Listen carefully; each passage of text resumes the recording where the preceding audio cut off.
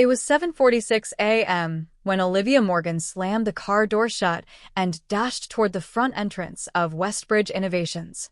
The rain hadn't stopped all morning. The windshield wipers had struggled against the downpour, and traffic was brutal. She had rehearsed her apology already, a half-joking comment about Seattle rain schedules, a sheepish smile, and a promise it wouldn't happen again. But this was the third time she'd been late this quarter. Inside the sleek, glass-walled lobby, her heels tapped on the polished concrete floor as she passed the security checkpoint.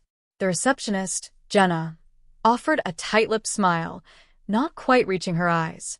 Olivia noticed, just briefly, that Jenna quickly minimized something on her screen. The elevator hummed to life as it ascended to the 9th floor, where the product development department sat in a strange mix of silence and keystrokes. The open concept space, usually buzzing with small talk and occasional laughter, felt off today, muted. She passed by a few familiar faces. Kyle, the intern with the skateboard and Spotify addiction, didn't even look up. Maya, her desk mate, gave her a weak smile and quickly turned back to her screen. Olivia sat down, breathing out sharply. She ran her fingers through her damp hair, trying to shake off the residual anxiety. Her desk was just the way she left it. Organized chaos. Sticky notes on her monitor. A half-empty bottle of Advil. A framed picture of her and her sister at Yellowstone, both smiling despite sunburned cheeks. Olivia. She turned. Her manager, Daniel Shaw, stood a few feet away, his square jaw tight, expression unreadable. His blue button-down shirt was perfectly ironed as usual, sleeves rolled just enough to show confidence without arrogance. "Yes?" she said, trying to keep her tone neutral. "Can I see you in my office?" Her stomach dropped a little. Was it about her tardiness? Probably. She stood, nodded, and followed. The walk to his glass-walled office felt longer than usual. As she entered, she noticed something. The blinds were down. Daniel never pulled the blinds. He gestured to the chair across from his. She sat. The air felt still, oppressive even. "Olivia," he started, folding his hands on the desk, "we need to talk about your attendance." She blinked. I know. I've been late a few times. The rain this morning, it was a mess. I understand, but this has been a pattern. And it's not just the tardiness." Her heart sped up. "What do you mean?" Daniel paused for a beat. "We've reviewed your performance metrics. There have been irregularities. Missed deadlines. Slower response times." "What?" "That's not accurate." Her voice cracked slightly. "I've hit every sprint target. Check the last 3 JIRA reports." He raised a hand. "This isn't up for debate, Olivia. I'm sorry, but your position has been terminated, effective immediately." The word struck her like a slap. Her breath caught in her throat. "You're firing me?" Daniel's tone remained level. "You'll receive your severance details from HR. Please gather your belongings today. IT has already deactivated your credentials." Already? It hit her. Too quickly. Too planned. She stood slowly, unable to form a coherent response. Her mouth opened, but nothing came out. Her legs felt heavy as she turned to leave. Outside the office, the entire floor felt like it was holding its breath. Her desk looked foreign now, like it belonged to someone else. Maya gave her a glance, sympathy mixed with something else. Was it fear? Olivia packed her things in a box provided by Jenna, the receptionist, who now wouldn't make eye contact. She exited the building into the pouring rain, box in hand, heart pounding. Her phone buzzed in her pocket. Unknown number. "You weren't fired for being late." She froze on the sidewalk, blinking through the rain. Her mind reeled. She looked back at the building. Daniel was watching from the window, blinds now wide open. Olivia stared at the message until the words blurred from the rain dripping off her eyelashes. Her fingers trembled slightly as she tapped to reveal the full message. "Unknown number. They wanted you out. But not for the reason you think. Don't trust Daniel."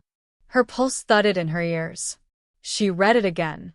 The wind whipped her damp hair across her face as she stood frozen on the sidewalk, office building looming behind her like a glass fortress of secrets. The rain didn't matter now. Nothing did except the strange knot forming in her gut. She quickly typed back, "Who is this?" No reply. She slipped the phone back into her coat and walked to her car in a daze. The wipers screeched across the windshield as she sat inside, box on the passenger seat, heart pounding. Her mind replayed everything that had just happened: Daniel's coldness, the blinds, the way everyone avoided her eyes. None of it made sense. But it was the swiftness of it all, IT deactivating her access before the conversation even happened, that made her feel sick. Was this planned? By the time Olivia pulled into her apartment complex, the sky had turned slate gray. The light drizzle replaced the earlier storm, but the tension inside her was only worsening. She carried the box inside, dropped it onto the table, and immediately opened her laptop. She logged into her backup email, an old account she'd used during grad school. Something compelled her to go looking. She typed in, "Westbridge Innovations internal scandal, Westbridge employee termination rumors, Daniel Shaw leadership controversies." Nothing. No news articles. No whistleblowing Reddit threads. Nothing useful. Her phone buzzed again. Unknown number. Check the shared drive. HR folder. There's a file labeled confidential_Val_Morgan. Wasn't supposed to exist. Her mouth went dry. The company used an internal shared Google Workspace, but her credentials were revoked. She couldn't access anything unless she remembered something. Back when she mentored Kyle, the intern, he had set up a dummy Google account to test email integration. She had access to it, still saved in her browser bookmarks. With shaky fingers, she logged in as the intern. To her shock, it worked. The shared drive was still visible. Her eyes scanned the folders until she reached the HR directory. She clicked.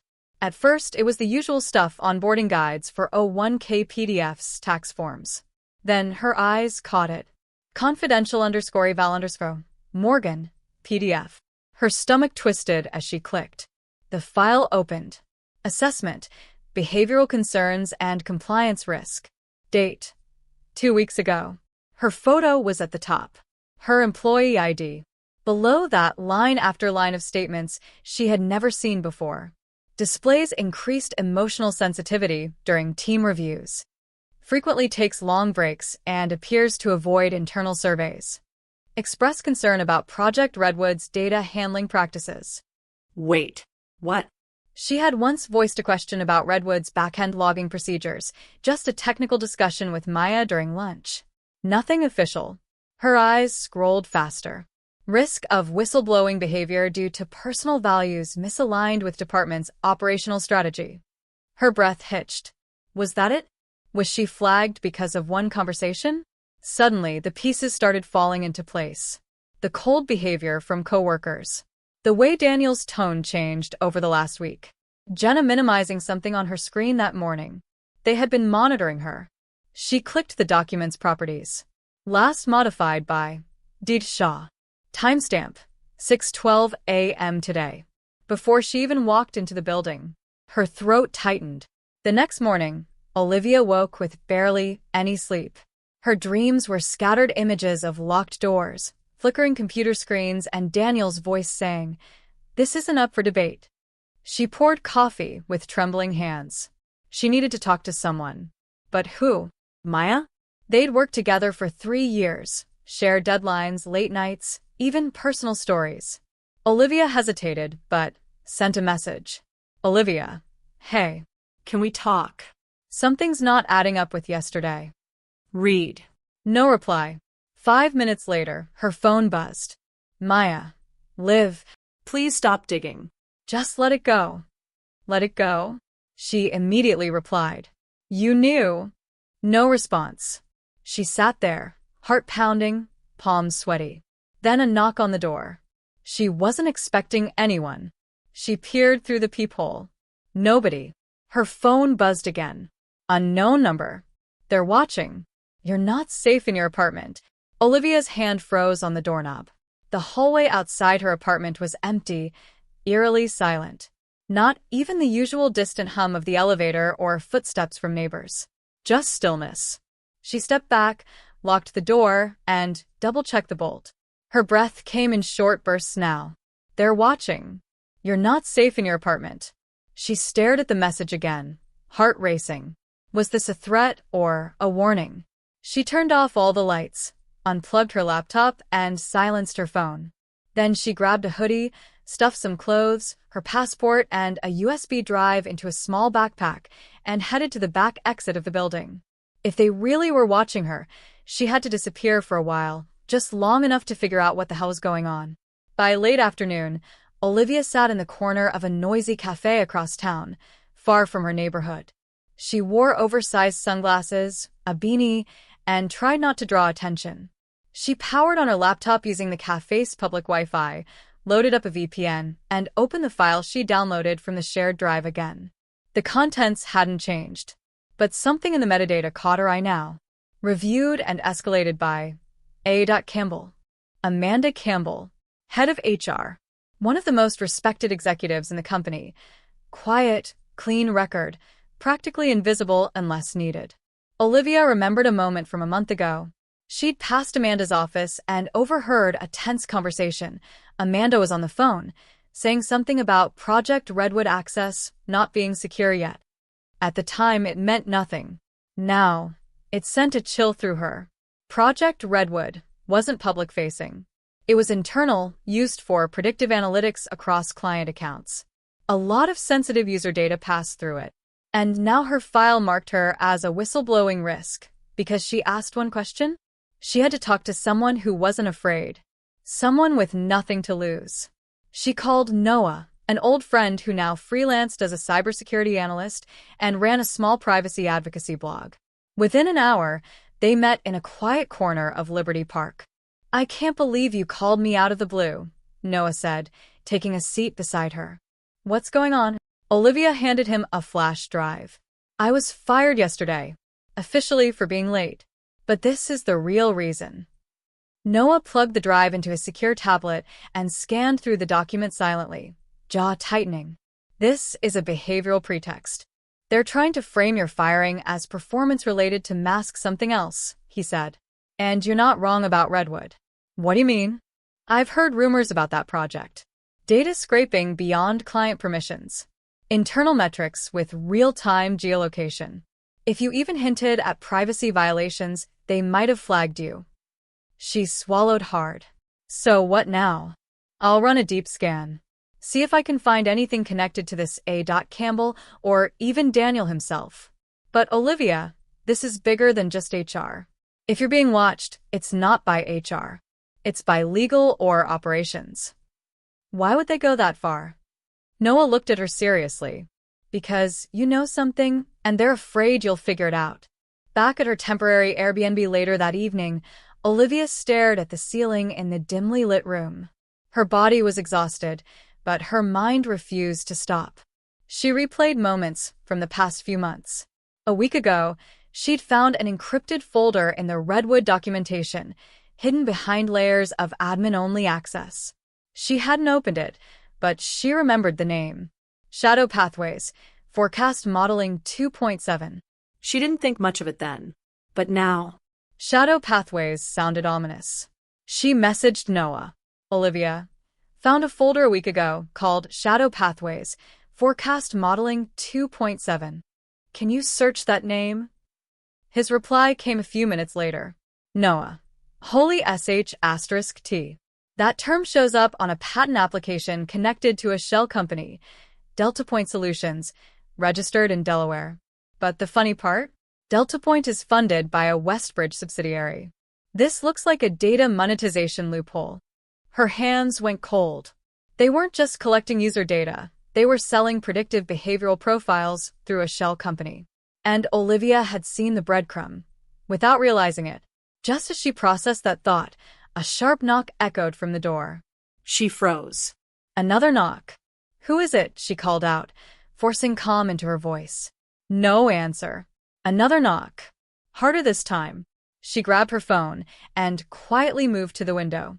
A black SUV idled across the street. Tinted windows. Then her phone lit up. Unknown number. "We warned you. Last chance to walk away." Her breath caught in her throat. Adrenaline surged through her veins. She had to leave. Now. She exited through the back alley, blending into the busy sidewalk crowd. Every noise made her flinch. Every stranger's glance felt loaded. She ducked into the subway and bought a burner phone from a small electronics stall near the platform. Then, from an anonymous number, she texted the one person she hadn't considered yet. Olivia, I know what you did. Meet me at Union Library, second floor, archive room. Alone. Tonight. 10 p.m. She sent it to Daniel Shaw. The Union Library was nearly empty by 10 p.m. Just a few late-night students scattered across tables, their screens casting cold blue glows across tired faces. The archive room, tucked behind a frosted glass door marked "Staff Only," was silent, dust-laced, and smelled faintly of old paper and damp stone. Olivia sat alone at the long wooden table under a flickering overhead light. She wore her hoodie up, shadows masking most of her face. Her fingers tapped the table rhythmically, nervous, yet steady. The burner phone lay beside her. At exactly 10:04 p.m., the door creaked open. Daniel Shaw stepped in cautiously. Dressed in a long coat, no assistant, no entourage. His usual arrogance was replaced by tension, eyes sharp, scanning the corners of the room like a man who knew danger wasn't a theory. He closed the door behind him. "Olivia," he said, voice low. "What is this?" She didn't stand. "Took you long enough." Daniel stepped closer, hands in his coat pockets. "You realize this is highly irregular. Meeting like this, dragging me here under threat." "Cut the crap, Daniel." Her voice cracked through the air like a whip. "You fired me under false pretenses. You let them label me a risk. You had my apartment watched. You think I wouldn't notice?" Daniel didn't move. "I found the redwood projections. I know about shadow pathways. And I know about delta point solutions." Olivia's voice dropped. "You're selling behavioral models built from illegally scraped user data." Daniel exhaled sharply through his nose. "You have no idea what you're talking about. Don't gaslight me. I saw the internal documents. I traced the patent. I have proof. You framed my termination as disciplinary to cover up your illegal operations." He stepped closer. "You're in way over your head. This goes beyond me, Olivia. Beyond this company." "I don't care," she said. "I want answers." There was a long silence. Then, Daniel's expression shifted, no longer defensive, just tired. "You were never supposed to see that file," he said quietly. "It was flagged accidentally when your credentials were escalated for the audit team." "So, you punished me for your mistake?" "No," Daniel replied. "I protected you."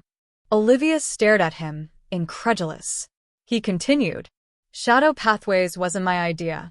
It was initiated by Westbridge's executive board 2 years ago. I protested it. I tried to stall development. But once the profits started rolling in from the Delta Point contracts, there was no stopping it." She shook her head. "That's not protection. That's complicity. I thought if we kept the public interface clean and only used anonymized data." "Don't finish that sentence," Olivia snapped. "You knew. And when I asked about the privacy violations, instead of coming clean, you pushed me out." Daniel looked her in the eye. "Because they would have gone after you harder. You think Amanda Campbell watches people on her own? Legal and risk ops handle that. And once you were flagged as a threat vector, they would have buried you. I gave you a clean dismissal. It was the best I could do." She was quiet, processing. Daniel sighed. "What do you want from me?" Her eyes narrowed. "An apology. And the truth. All of it." Another long silence. Then, Daniel slowly reached into his coat pocket and slid a thick envelope across the table. "Everything I've been gathering. Names. Dates. Transactions. I didn't know who to trust. Maybe you're the only one with the guts to do something." She looked down at the envelope. Inside was a stack of printed reports, screenshots, encrypted passcodes, and a flash drive. When she looked back up, Daniel was leaning against the wall, arms crossed. "I know I'm not the good guy in this," he said. "But I'm also not the villain you think I am. At least, not entirely." Olivia stood. "That depends on what you do next." Just then, A soft metallic click sounded. They both turned. The door to the archive room creaked open again. Amanda Campbell stood in the doorway, arms crossed. Behind her, two security officers in black blazers loomed silently. Olivia's stomach dropped. Daniel whispered, "They must have followed me." Amanda stepped forward, voice cool and rehearsed. Well, "I was wondering how far you'd go, Olivia." "How long were you listening?" Olivia asked, voice steel. Amanda ignored the question. "You've been quite the nuisance. Do you think this ends with some dramatic leak? Some blog post?" "Whistleblowers get silenced, not celebrated." "You're not going to silence me," Olivia said. Amanda's smile didn't reach her eyes. "You're already unemployed. No income. No legal support. You're alone. We own your NDA signature. We can crush you in court, and trust me, we will." Daniel stepped between them. "She's not alone." Amanda blinked. He added, "I'll testify. If this goes public, I'll stand with her. And I'll bring everything I know." Amanda's expression faltered for the first time. "Don't be foolish, Daniel." Too late. Amanda stepped back slowly. "You've made your choice. Both of you. I hope you're ready for what follows." She turned and walked out. The guards followed. The door closed behind them. Olivia and Daniel stood in silence. He looked at her. Well, That was a turning point. She smirked slightly. "Now we go to war." 3 weeks later, the world was a different place for Olivia Hayes. Her inbox was a battlefield, buzzing with interview requests, legal threats, and encrypted tips from anonymous insiders. She now operated from a quiet co-working loft in downtown Brooklyn, a far cry from the glass fortresses of Westbridge. On the wall beside her laptop, tacked in careful order, were timelines, printed emails, and black and white headshots of board members connected to Project Shadow Pathways. Below them, a red headline from The Guardian read, "Tech giant whistleblower exposes illegal surveillance ring.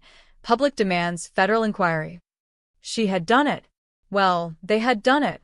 Daniel Shaw had followed through.